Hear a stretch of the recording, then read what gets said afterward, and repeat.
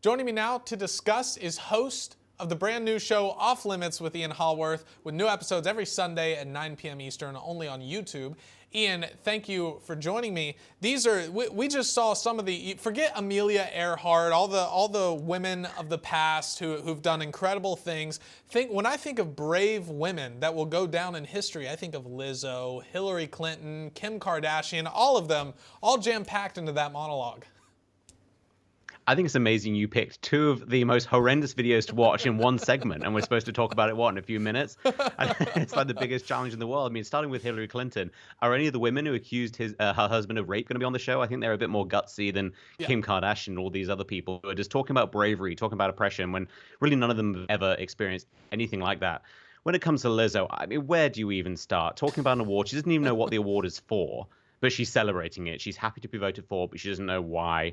And she talked about oppression without mentioning a single piece of legislation. Presumably, the only legislation that's ever affected her is anti-jogging laws. I mean, there's just nothing about her that screams oppression. Again, that private jet she was standing in front of, I'm not sure it could take off. Maybe that's oppression. But she's not oppressed. None of these people are oppressed. Again, people are oppressed because of Hillary Clinton's policies, perhaps, when she was in office.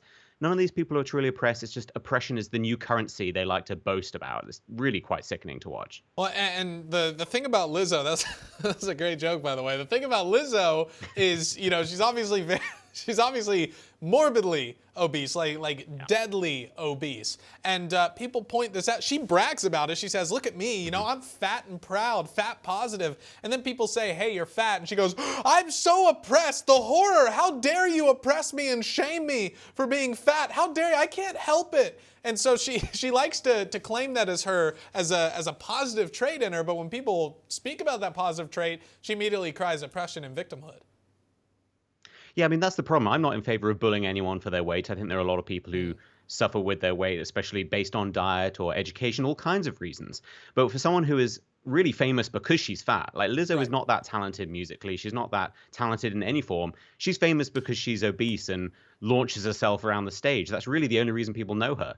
And she celebrates her obesity. I think there's a middle ground between not bullying people, but also not embracing obesity as a social good or even a health good. It is obviously unhealthy to be morbidly obese. There are a huge list of problems that you can face in your life. And someone like her endorsing it and celebrating it is going to push other people into thinking that's okay. Again, when you base your entire fame on being obese, people are allowed to point out that you're obese. I've got a little bit of authority to speak on this, Ian, because I used to be very, very fat. I'm not going to throw up a graphic of it or a picture because I don't want to further scar the audience. But I used to be very, very fat and out of shape. And I got in shape because I knew it would be good for me. It's good for my body. It's good for me mentally, all sorts of things. It's not healthy to be overweight and to be fat. And so totally agree with you on that. And before we go, I want to play a clip. We left out one of the most brave and courageous women in America today, and that would be the great orator Kamala Harris. She recently gave another profound quote. I've got to play it for our audience. Here it is. We have people who have been working for decades to do the work that has been about America's leadership in terms of space exploration.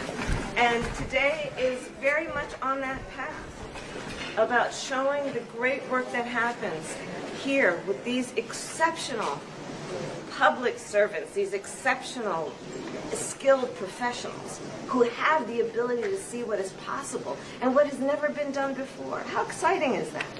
So, Ian, I'll read that quote again because it's so profound.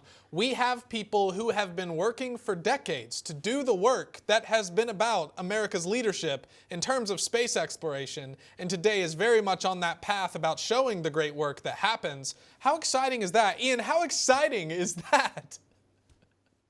It's truly unbelievable that this person is vice president of the United States. She's a human predictive text machine. That's all she is. Like, it makes no sense. Everything she says is just meaningless diatribes of random words shoved together, repeated over and over again. I think it's important to do the work. Should we do the work? I think we should work to do the work.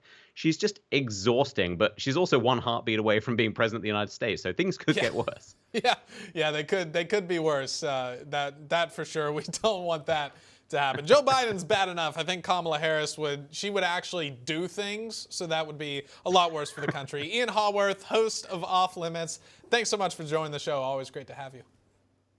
Thanks for having me.